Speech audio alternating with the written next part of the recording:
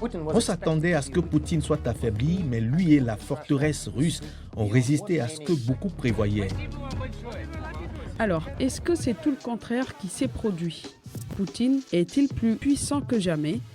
Voici 3 raisons pour lesquelles cela pourrait effectivement être le cas.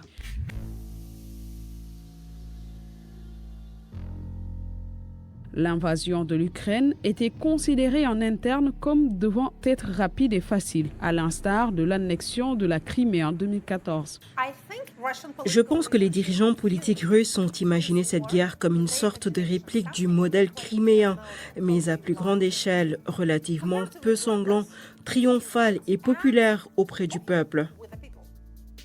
Cependant, il est devenu évident que cela n'allait pas se produire et bientôt les Russes ordinaires ont été enrôlés dans l'armée. Lorsque la mobilisation a commencé, la popularité de l'opération militaire spéciale a décliné et les gens ont été extrêmement effrayés. La Russie et l'Ukraine ont une histoire complexe et étroitement liée. Pendant des siècles, l'Ukraine a fait partie de l'Empire russe, puis de l'Union soviétique où la langue et la culture russe étaient dominantes. De nombreux Ukrainiens sont russophones et ont de la famille en Russie. Le plus gros problème avec la guerre en Ukraine est que beaucoup de gens la considèrent comme une guerre civile.